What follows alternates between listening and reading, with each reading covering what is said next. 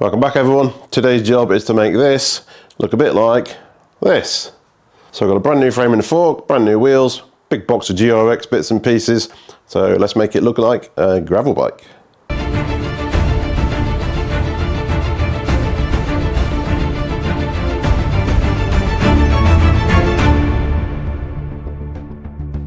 First things first, obviously get the seat post in so we can clamp the bike by the seat post. Not the new shiny frame, don't worry, it's not clamped, it's just resting in there. Get some grease on this and get it fitted in. Seat collar in first, I'll just put a tiny bit of grease on the inside of that as well. That's in. Again, grease on this. I can't emphasise enough how important that is. Get some grease on this, you get your new bike and you get all excited and you put it together. If you forget to do that, you're really going to regret that a few years down the line when it sees solid. Sells you on the seat post, which is the front and the back. Just going to set her somewhere around about there for now. No torque setting on there, but aluminium frame, aluminium post, aluminium clamp. Let's go with the 6 Newton meters. You're not going to go far wrong with that. Let's get this clamped up now.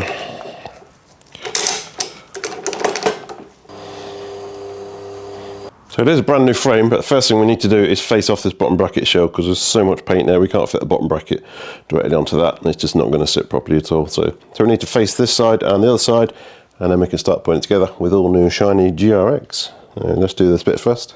So for facing it, you need a rather expensive kit like this. Basically these pieces here will cut off the paint on the frame. If you've not got one of these, you could potentially sand it off if you're very careful, keep it super flat as you go. Just got to get it down to bare aluminium basically. So we'll just get this set up and skim that paint off. So first step is to put these guides into the frame. They need to sit just below the surface, otherwise you're going to face the guide. You've got the actual tool in, and then the other half of the tool locks in there, and basically that's going to spin around there and shave the paint off. Obviously important to keep this lubricated as well, so this is a cutting fluid here. Just drop this in the tool. I can already see it coming off. I'm putting no pressure on there at all, it's just that spring that's putting that on. And we just cut it off. Take your time and keep checking your progress. So that's just after a couple of turns, you just see it start to cut down here. So yeah, it could take a while. Take your time. He's doing the, you can't put a bottom bracket into that.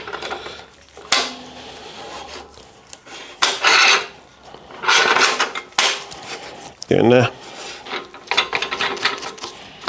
Pretty much there now. Tiny bit left up here. Spin that around and do the other side now.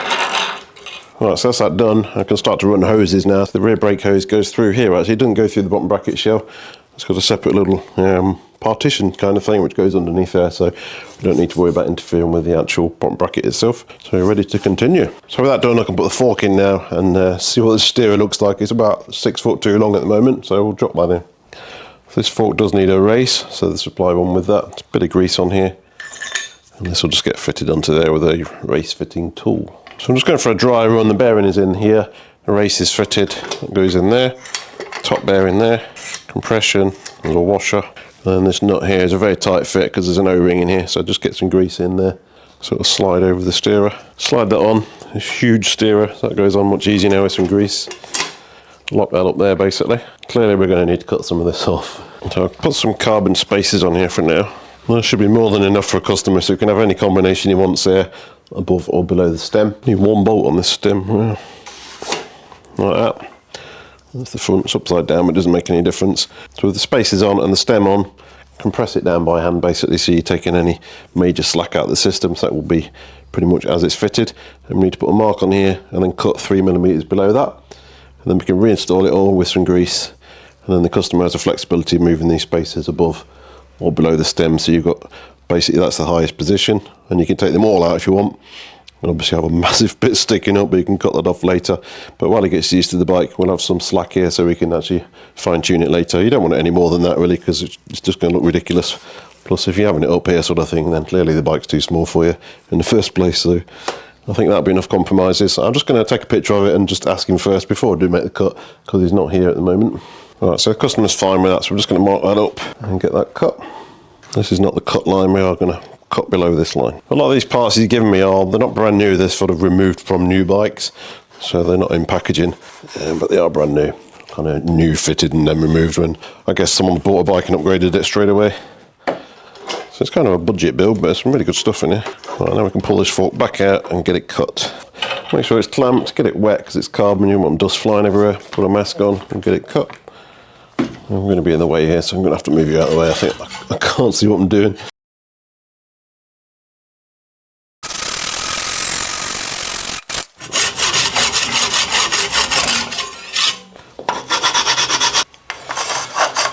It's cut, filed, and ready to go back in. Just had this delivered from AliExpress. There's going to be a grease gun, so I'm just going to load it up and bear with me. I've seen it on another video and it looked like a really good idea, so I'm going to load it up and see how it goes. You got a trigger on it like that, and basically you just squeeze it out to grease it. I mean, it seems to work pretty well. However, once you stop, it keeps going for a bit, so I'm going to have to see how we get on with that. You might have a bit of a dribble every time you finish, which would be a bit annoying. Anyway, let's get some of this in the headset. Yeah, I'm not sure this is going to work, because that's going to get a bit annoying if it wastes half your grease every time you've done that. I like to try them. I'll re-watch the video and see if he did anything different. Plenty in there though, that's for sure. Well, so this is the problem. No, that's not going to work, is it, guys? Luckily it was AliExpress, so it was only like £5. It's not a £50 tool of wasted. You gotta try these things there, right? Unless I'm doing it wrong, but it just keeps pissing out. If you disconnect it and pull this rod back every time, it'll stop doing it, but it's kind of inconvenient. But I did also order 3 replacement syringes because I've been using these for a couple of years and they've ended up getting a bit broken, so I've got some replacement ones anyway, so I'll just go back to these, I think. Alright, bearings in. The bike shouldn't take that long because we're not cleaning any old parts or anything like that, it's literally just banging in new bits. A bit of grease on the inside as well. Keep your bike like horizontal like this, you don't need to worry about everything, holding everything together while you're putting it together. It holds itself together, if you know what I mean. I'm not stressing about the fork falling out because I've got the bike hanging downwards. So we asked for one space above the stem, which is what we'll do. Get these on, leave a bit of grease behind these and then clean it off where you're clamping your stem. You can put carbon paste there, some manufacturers specify it, some don't. These people don't say anything, so we're going without. I'll drop the stem on now with the rise upwards, so this bit here will be covered by that spacer now. Don't forget this, you're not going very far without that. It's a bit long, isn't it? Well, it's actually a smidge long now. I've put that bung in. I forgot to put that in first, but it's okay. We'll just put a slightly thicker one on there. Like I say, this is while he gets used to the bike anyway, so I know I'll have another trim at some point anyway, so that's fine. 2mm thicker. So we better to have it too long and too short, guys. Right, so that's basically in for now, so we'll talk this up later when we've got everything aligned. Drop the handlebar in next, and then we can start putting this back brake on and carry on from there. This is reversible, there's 3T logo, so you can put it either way you want. And with the bar, again, this has been removed from something else by the looks of it. Like I say, the customer's got a very, very nice gravel bike at the moment, but he keeps it in a different country, so he fancied a bit of a budget build for the UK. I mean, it's a nice frame, he got it on special offer.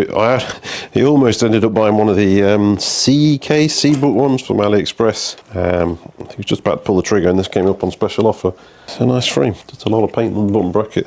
Everything else is finished very nicely, but they sent it out with so much paint down there, crazy. It does say in the instructions it may need finishing. No markings on this bar to tell you what central is. There's a bulge. Let's measure it. 13 there. 13, that's round about right. See if that looks remotely level first. Possibly down a fraction. When we finally get it on the ground with some wheels on it, we can fine tune that anyway. Good, there's a T25 there and a T27 here. It's, thank you very much, very helpful. So GRX caliper going on the back. So we need to route the hose through this one here, pulling it up through there. So I'm basically going to drop a hose routing tool down there, out the bottom bracket, connect it to the end of this and pull this back up. This will screw into the end of the hose when it comes out the other side. And just drop it down here. It should hopefully just pop out the bottom of the bottom bracket. Well, not the bottom bracket, but that shell that I showed you underneath it. Hopefully. I'm just going to add this to the bike to stop these bars spinning because I need to tip it on its end a bit. Because we've got no bar tape on, we don't want these bars smashing on the top tube, that'd be a disaster. So now we can just tip this up and let gravity help us with this. So it should just drop out, this one here. You can probably see better than I can there. Let's get a magnet. So we want it out of this one, don't we? Because we're looking at the chainstay. I use the magnet that came in the kit. I don't really like using these because it's running across the frame itself, obviously. It's not plain ball. We get the magnet there and pull that through, hopefully, carefully. Make sure your magnet's super clean. Any shards of metal stuck to it while you're doing this. Hopefully it'll just pull straight out the bottom now. There she goes. Alright, so that's through there. So what I can do now basically is screw this into the end of this. I don't know why Shimano already put a barb in this. It does my head in because you've always got to cut it off. It's just such a waste. So it's going to be cut off. Screw this into the end of the hose and then pull this hose all the way back up there. So I'll just pull that through now and that'll pull that hose all the way up.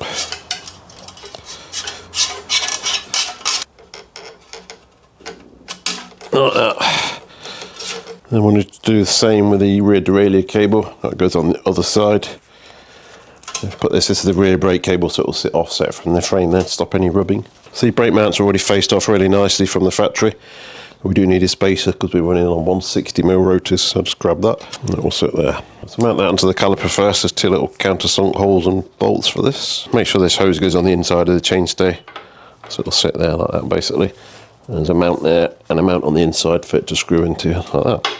Obviously we need to align it later as well. There's a little clip holds it onto the inside of the chainstay. Just make sure you're happy with the angle of that before you finally tighten it. Don't need to be super tight, all it's doing is a cable guide, we're not holding the frame together. And just put one of those clips that you get into there. Underneath the bottom bracket shell, up there, up to the top of the top tube, derailleur cable will come out of this one. Take this packaging out and then the derailleur hanger can go on there. Bit of a crazy hanger design, this one. But let's get it screwed on and some decent sized bolts instead of the tiny little things they normally give you. Good. And you get this piece here for the through axle. This O-ring here should hold it in place pretty much. We'll put a drop of grease on there just to help it in there. I've got grease everywhere now because of my failed grease gun attempt. I'll put that in with the through axle because it's just going to fall out otherwise. Let's get your levers on. We're on a 1x system, so this is basically just a brake lever on the left hand side. Get this somewhere close. That'll do for now. Get the other one on. And the right hand shifter. We're not on DI2 here on cable.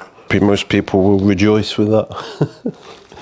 Right, let's get this tightened up somewhere loosely as well, and we can level these up later. Not going to be far off. Right, so this rear brake hose is going to go, obviously we're in the UK, so the rear brake goes on this side. So I'm just going to loosely tape this here at a sensible length for the top tube, which looks pretty good there. So get this taped up and then we can trim it finely to the lever. So what we're looking for is turning this bar through 90 degrees carefully. The bar's obviously going to hit the top tube there. And we've still got slack in this hose, so that's fine. So now we can cut this to length for the lever. So there's a special measurement in Shimano's manual to cut this to, but it doesn't matter if we have to pull this out 1 or 2mm either way. You've still got enough slack. It's going to be around about there though. I'm going to give it another 2mm. Always go too long with everything if you can. You can always cut a bit more off. You can't put it back on so easily. You could obviously run an entire new hose if you had to, but that'd be a bit inconvenient, wouldn't it? So I'm going to take this nut all the way out now because I can't get onto the olive. I should just push onto it, but it's not going in there.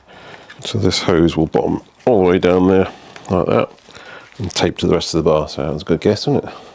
I've done it before. So I'll terminate this with a new barb. So I've no idea why they supply it with that fitted. It just makes no sense at all, because you always cut it off. I should just supply it loose with a brake and then fit it when you need to, like this. So get that in your special tool. If you haven't got one of these and you work on hydraulics, I'd recommend you get one. They're not expensive. This is AliExpress as usual. Stuff like this on AliExpress, you really cannot go wrong. Cheap as chips, and it just works. I'm doing another video soon on some more AliExpress stuff, so stay tuned for that. Could be quite interesting. You nut on, put your olive on, shove it in the lever. You can just leave the nut in there in the olive, but it's just a bit easier I find normally just to take them out like this. And just tighten that in. Just be super sure you've got this level before you tighten it up. And keep the hose pressed in at the same time and tighten it up. Okay, so we're going to bleed this system, obviously.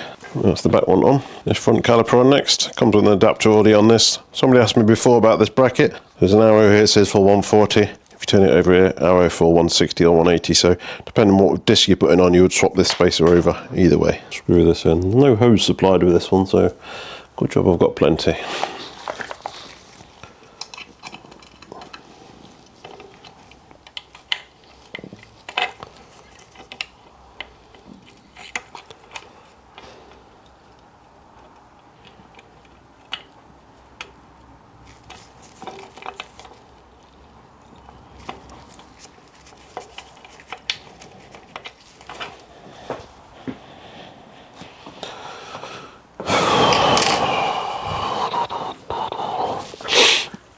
And this front brake hose is completely externally routed, so it goes from the caliper, there's a stop on the fork, and then straight to the bar. So there's no internal routing on this one at all, much to most people's rejoice. It's not going away, guys. It's stay here forever now. Until we get wireless brakes. I saw another patent the other day. I think SRAM have come up with a wireless brake system.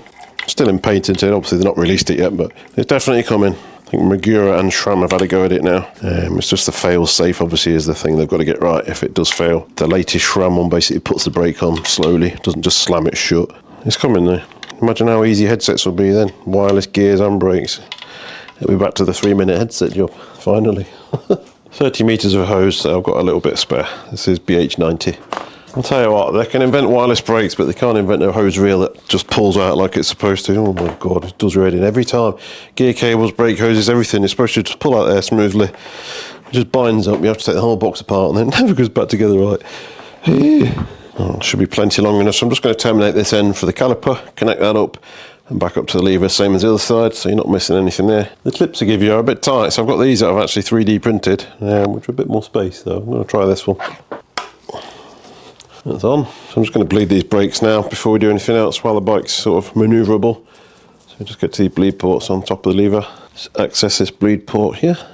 The screw, sorry. Ports on the side here. Connect that to the bleed port. This is a Shimano syringe. It has its special Shimano fitting. Fits like a glove. And I'm just pumping that through to the cup and keeping an eye on what comes out. Brake fluid, hopefully. Virtually no air. I think this hose was already pre-bled. And the lever was bled because it had that cap on the end of it. Then it's a case of basically tilting the bike through different angles, burping this lever and seeing what you can see. Nothing coming out there at all. Not a single bubble. Good.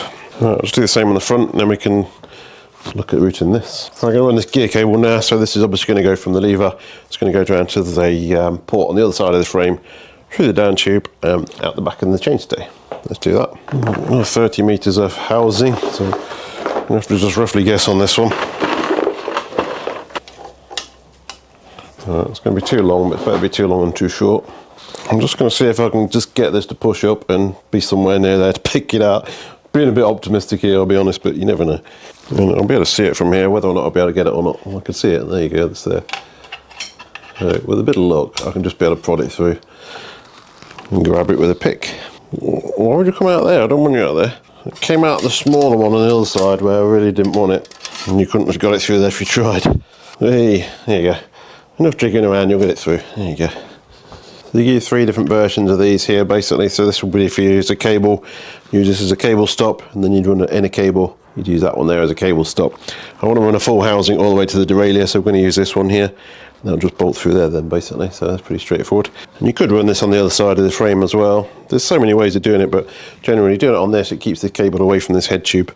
Once that's pulled around the bar, it will sit about an inch off there and be no rub. Look at this paint there, look. So nice. Right, so we'll leave that there like that. So we'll run that into the lever. It should have a special cable end with a slot on it. I don't think there's one come with the lever, so I'll have to find one. Should be one in here somewhere. That one there with a slot there. That's it, it's in the lever. This is Shimano's Teflon coated cables.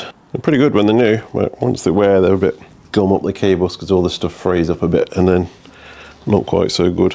But when they're new, they're very nice. And then this will just slot into the back of this lever in its little slot like that. And getting a bit more tape on here. That's okay there. We do need to pull these over ever so slightly. So this goes along the chainstay now. So there's one there, on there, and obviously that goes to the derailleur. A little bit long, but not too bad, I guess. So we can either clip these on or you can use cable ties. Entirely your preference. Then obviously we need a derailleur. GRX derailleur going on. Put a bit of grease on here first. Big derailleurs, these are modern derailleurs, twice the size they used to be.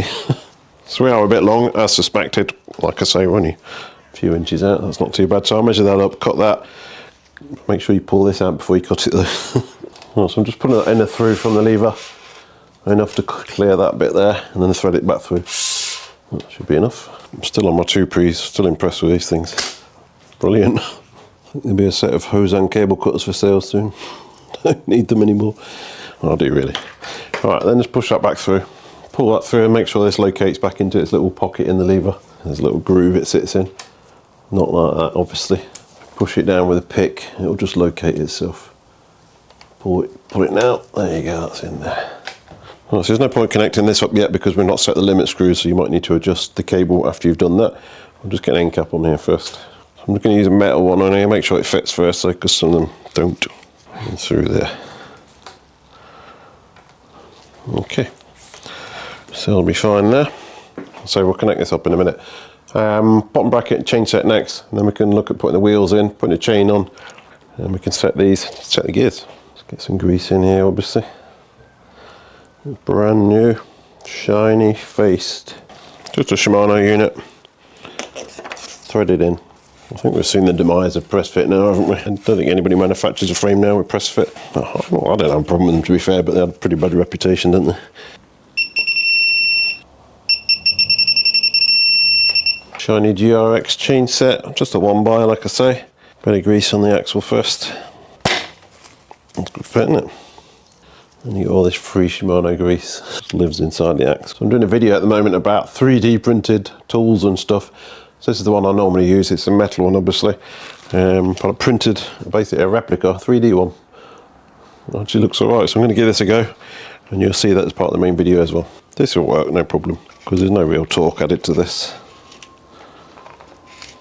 And you just screw it in. But all you're doing is getting rid of lateral play on this bottom bracket here, see. That's enough there. So yeah, that's going to work perfectly well. You can even hang it up, I guess. But this feature here is good because, like I say, it will just let you flick that up, which is nice. Obviously, make sure you put it back when you fit it. So yeah, that's good. World of 3D printing, crazy. I've printed so many things. I don't know if you'll have seen that video by now. Printed loads of stuff. Right, just tighten these up very, very evenly, bit at a time, and then we'll torque it up and then wipe off the grease that I've got everywhere. I'll teach you to suck eggs, but when you use a torque wrench, always use the handle. Don't do it here because you're going to get a different reading then. That's one, and that's two. Good. Nice. Right, spin it back round. Oh, not a million miles away now. I've got to put the wheels on.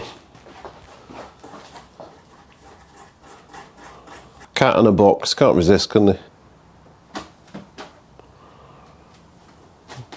We just can't resist, can they? Anyway, we need these. Customer already fitted these tyres before we brought it in. They're on TPU tubes, so we're not on tubeless here, guys. TPU, looking good. Get this one in first. 160 front and rear on this one. Just get the lock wing for that. Not new wheels, just not new tyres. Well, I've got a 3D tool for this. I'm going to try it as well. Got tools for everything. Most of them are going to be total rubbish. Let's go and get that one. Right, 40 Newton meters this is set to, and that's what you need. Making some funny noises.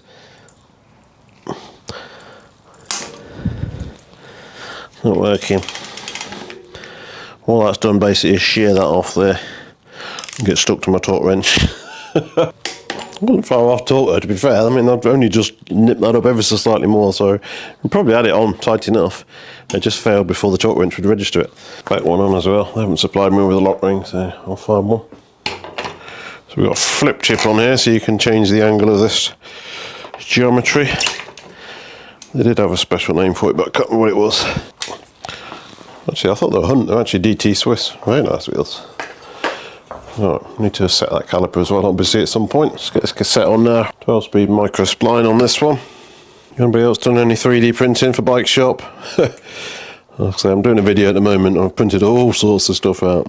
All sorts. There's a little tiny dot here and a tiny dot there, but as soon as you get a bit of dirt on there, you can't see them. So micro spline can be a bit challenging to assemble. And then get this started by hand. Just hold it with your fingernails basically and spin it on until you know it's definitely biting like that. Right, this can go in now, then we can measure the chain up. Got grease all over me. Oh, we need that, don't we? That one didn't last long, did it? So I fit this cap in now with a through axle. I'm hoping the O-ring will pull it in and lock it into place permanently-ish, because otherwise it's going to be a right pain every time you take the wheel out, that thing falls out. So the O-ring should now pull that in and lock it into place basically. Just before I finish this one off, I want to take a minute to thank this channel's ongoing sponsor, Sport and Leisure. Sport and Leisure are a UK retailer with thousands of parts, tools, clothing, accessories, all ready to ship. Their listings are clear with proper descriptions and great pictures, which I really appreciate after dealing with some other sites that are not quite so specific. Yeah, so things are listed as in stock, then it's actually in stock, on the shelf, sitting in their warehouse, ready to go. If you order before 3 PM, it'll ship the same day. UK shipping is free on all orders, but if you need it fast, the next day delivery is only £2.50, which is a very good rate. So whether you're after some new wheels, brakes, group set, check them out. Their prices really are pretty much unbeatable. So they've also given me a discount code for viewers. So if you use the code BCR10 at checkout on your first order, you'll get an additional 10% off the already fantastic prices. So the link's in the description below. Thanks again to sportandleisure.com for continuing to support the channel. Now let's get this gravel bike finished. So this clip just pings straight off here. It's under quite a lot of tension on this corner here, so I'm going to cable tie this one on. I think it'll just last about 2 minutes otherwise. If you want to relive your youth, you could leave that sticking in the spokes. Like that.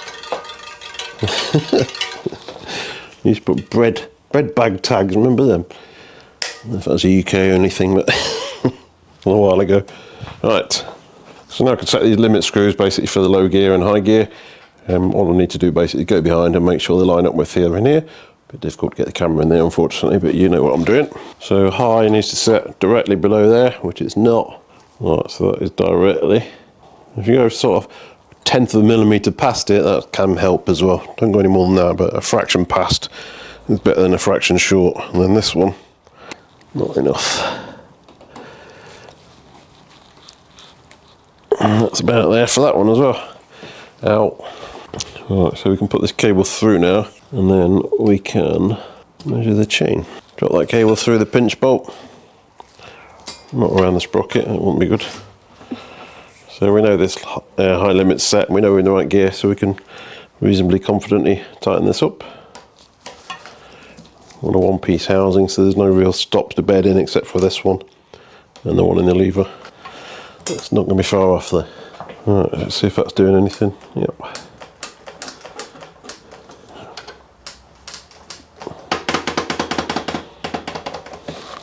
Okay, oh, I need a chain now. Fortunately, they've given me one of them. Right, so to measure this, we're going to go around the chainring and the biggest sprocket and see where they meet. So if you check the instructions, this is what Shimano call the 0 point where they join there. So on this one, we're going to add 3 links. So 1, 2, 3, and cut this one. So we're cutting off 1, 2, 3 pairs basically. The chain's on back to front at the moment. Make sure you get it the right way around, and make sure you film it in really high detail so people can see what you're doing. Then we're going to go through the derailleur, lowest sprocket. Make sure your writing is on the outside of the chain like that, otherwise you've got it the wrong way around.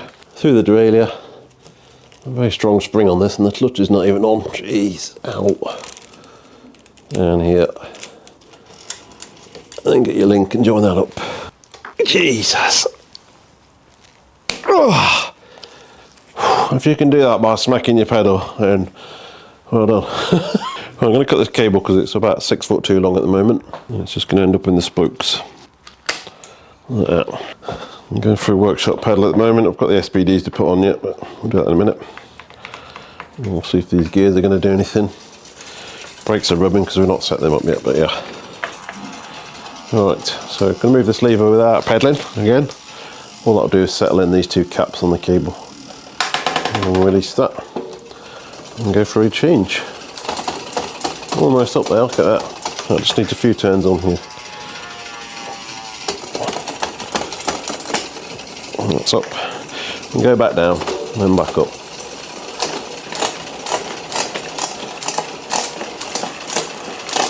Ain't bad, is it?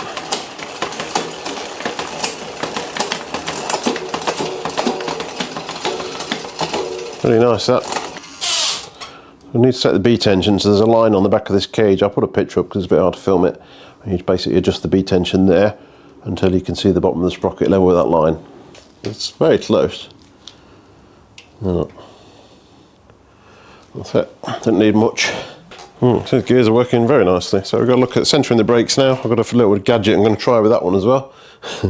Wrap the bars, and we're about there. Let's just put the screw in this cable guide. Right, world's smallest screws got to go in there. Make sure you get some grease because these can seize in. And that just screws in there. That's fine. I'll get the pedals on there. Again, make sure you got some grease, anti-seize, something. Just screw these in. 8mm on these. These are used SPDs.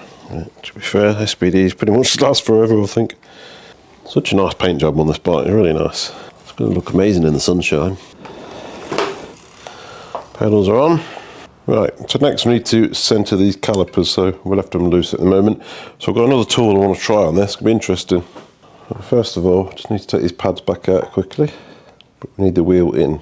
So I don't know if I've been missing out over the years, but I printed this as well, so I've gone a bit 3D crazy as you might have noticed, but I printed this. The idea of this is it fits in here, the rotor fits in here, and it aligns everything like this. I've never tried this before, it's literally the first time I fitted it.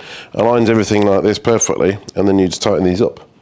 So, I mean, if that works, then, well, it's a game changer. So you don't get any instructions with it, so I don't know if you're supposed to now squeeze the brakes to hold it in position. I guess that would kind of make sense, so I'll just, literally that's rock solid on the lever, so I'm just going to nip these up now. Put the pads in and then set the pads to the rotor. I mean, if that works, then wow. That's it. Allegedly now that rotor is perfectly centered to this caliper. I mean, it makes perfect sense if you look at it. It's a perfect fit on the caliper, perfect fit on the brand new rotor. It can't really go. You can't really do anything other than center it, so we'll try that. So I'll do the back one, put the pads in, and then we'll see if it works. You get this little clip here that clips on basically to there.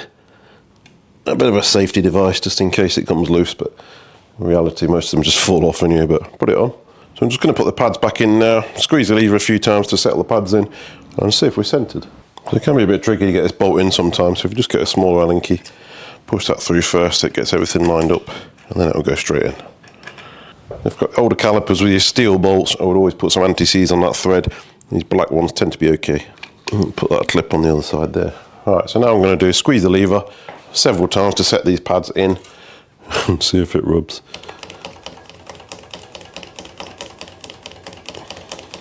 Alright, lever feels really good. Let's give her a spin. Wow, it worked. Wow, I'm absolutely blown away. Right, I'm going to do the back one with that. I'm well impressed with that. Print yourself one of them, guys. That's phenomenal. It's literally perfect. I'm looking at it from the other side and it's literally perfectly centered. Awesome. I did this back one as well with slightly less success. But so it's a bit hit and miss. Maybe, maybe not. Just get these brakes bedded in as well.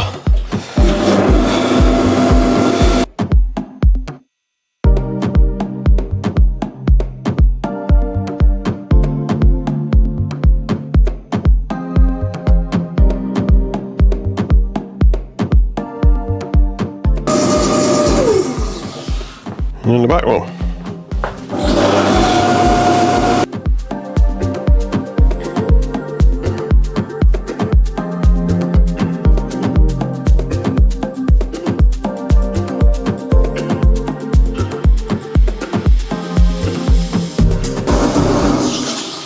All done. Some good power in there. Crikey, it's ripping it off the rollers. Alright, so next up we need a saddle, obviously. So we'll just drop that on. Again, I think this is removed from a brand new bike. Carbon rails and everything, nice. Just literally my least favourite job is fitting saddles. These things can be such a pain in the arse to get on, honestly. So just back these off as much as you can. What you want to try and avoid is taking this top clamp off, because you need about 6 pairs of hands to get it back together again. So hopefully we can just slide this in. But right, back them all off, and then eventually you'll be able to jiggle it into place like that.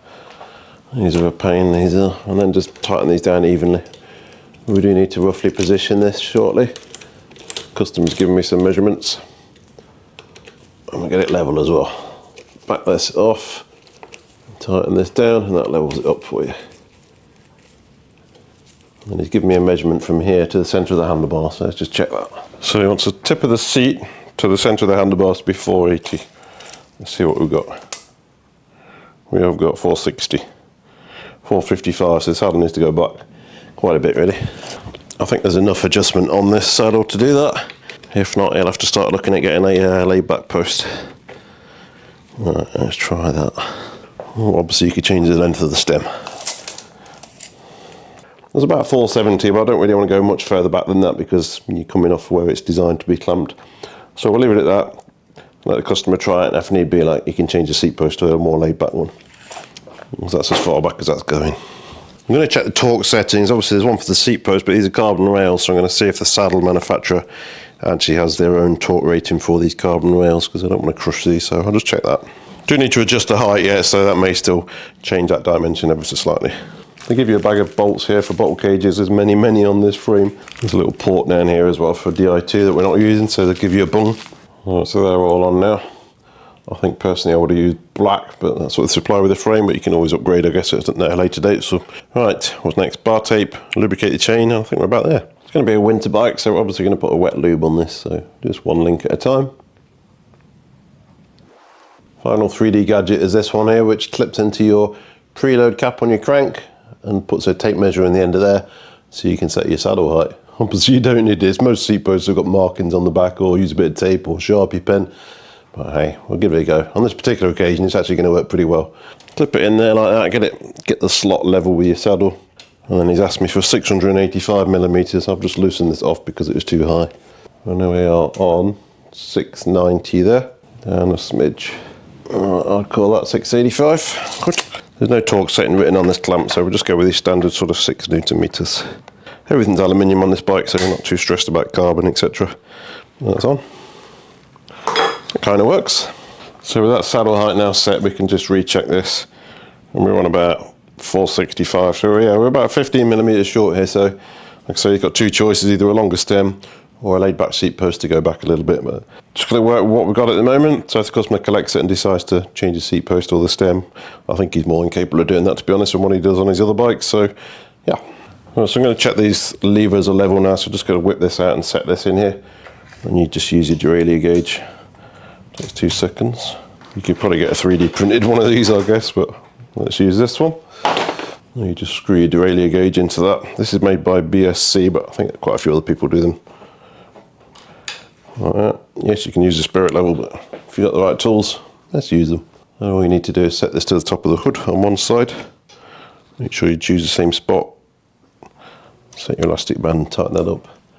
Swing it around there, and you can see that one's not level. So let's decide which one is right and set them both the same. I think this one looks better where it is, so we'll set to this one. You should have some flex in this cable here, and just spin that around until we're touching. It's definitely not a million miles away there. What's that done? I'm not sure why they make this bolt so long. Doesn't need to be like this. Jesus. Exactly symmetrical again. Tighten this up. Don't go crazy tight on this at all. It's more than tight enough. It doesn't want to move in normal use, but if you do have an accident, ideally you want it to be able to move inboard rather than just breaking the lever. But certainly tight enough for normal use like that. One final check before we commit to bar tape. That looks pretty good there.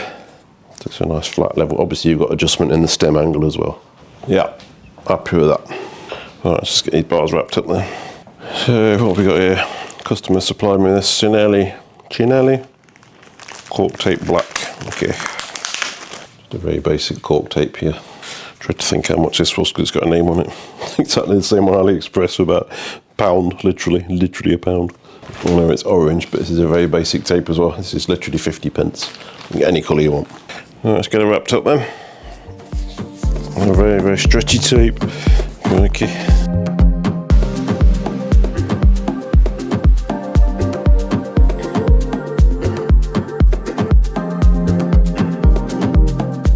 Bit of tape ready. I think personally on a gravel bike I would have used something slightly more waterproof than just a pure cork tape, but it's easy to change if need be. Personally I'll just mark it with a pen here so I can get a straight line. And about there, cut that off, pull it tight again, and just stick that on there. Okay, a little bit just overhang the bar ever so slightly, just to seal it really, and finish it underneath. Okay, just got to refit this hood and put a plug in here. So that's another one done. One gravel bike ready to roll.